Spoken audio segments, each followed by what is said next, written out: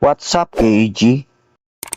Alam mo ba kung ano ang pinakamahal na pagkakamali ng mga nasa 30s?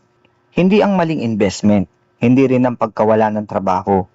Ang pinakamahal ay ang taon na lumipas na akala mo marami ka pang oras at kapag na-realize mo na, baka huli na para habulin ang nawala. Pag-usapan natin, let's go! Kapag bata ka pa, parang ang haba ng buhay. Isipin mo, bukas na lang, next month na lang, kapag tumaas ng sweldo ko, kapag stable na. Pero pagdating ng 30s, bigla mong mararamdaman na parang bumibilis ang oras. At doon nagsisimula ang pinakamahal na pagkakamali. Hindi dahil tamad ka, hindi dahil mahina ka, kundi dahil akala mo marami ka pang pagkakataon.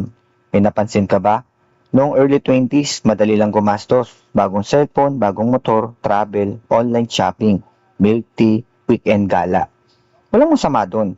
Pero ang tanong, ano ang naiwan pagkatapos? Kapag naubos ang sweldo, may asset bang natira? O memories na lang? Ito ang hindi tinuturo sa school. Hindi mahal ang isang maling desisyon. Ang mahal, yung paulit-ulit mong ginagawa sa loob ng 10 taon. Halimbawa, kung araw-araw kang gumagastos ng 200 pesos sa bagay na hindi naman kailangan, parang maliit lang. Pero isang taon, may higit 70,000 na yon. Sa 10 taon, may higit 700,000 na yon. Hindi pa kasama ang opportunity na kumita pa sana ang perang iyon. Doon nagiging mahal ang maliit na habit. May concept sa finance na tinatawag na opportunity cost. Hindi lang ang ginastos mo ang nawala, pati ang lahat ng possibility na kinita sana ng perang iyon. At yun ang hindi nakikita ng marami. Ngayon isipin mo, may dalawang tao. Parehong 30 years old, parehong sumasahod ng 30,000. Yung una, lahat inuubos buwan-buwan. Yung pangalawa, hindi mayaman, hindi rin malaki ang sweldo. Pero bawat cut-off, may maliit siyang tinatabi. Kahit 100, kahit 500, kahit 1,000.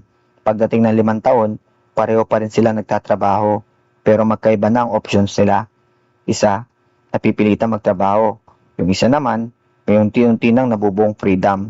Hindi dahil sa mas mataas ang sweldo, kundi dahil mas maaga siya nagsimula. Ito ang realization na sana mas maaga kong nalaman. Hindi mo kailangan yumaman agad. Ang mas mahalaga na huwag mong sayangin ang oras. Kasi ang pera, pwede mong kitain ulit. Pero ang 5 taon, hindi na babalik. Maraming tao ang naghahanap ng perfect investment.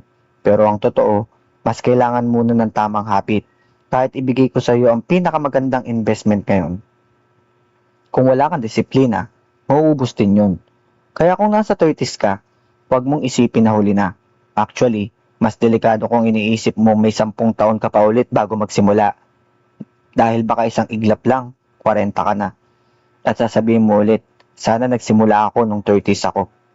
Ito ang personal kong pananaw. Hindi ako naniniwala sa overnight success.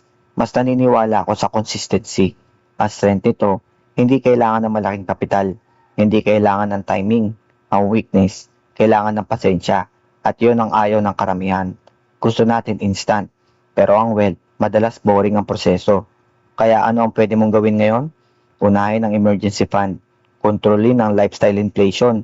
At kapag may maliit kang extra, pwede mong simulan mag-invest paunti-unti. Hindi kailangan malaki. May mga taong nagsisimula sa regular na pag-iipon. May iba naman na gumagamit ng DCA o peso cost averaging para unti-unting mag-ipon ng long-term asset tulad ng Bitcoin o iba pang investment na pinag-aaralan nila. Hindi ito guaranteed ng tubo. Pero para sa akin, mas mabuti nang may plano kaysa wala. Mas mabuti nang maliit ang simula kaysa walang simula. Ang pinakamahal na pagkakamali ng 30s, hindi ang pagkawala ng pera. Ang tunay na mahal ay ang pagkawala ng oras habang wala kang ginagawa.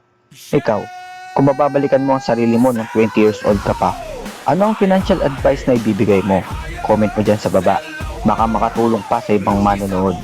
Kung gusto mo pa ng practical na usapan tungkol sa pag-iipon, investing, crypto at financial mindset para sa mga beginner, subscribe lang dito sa aking channel. Marami pa tayong pag-uusapan. Game on!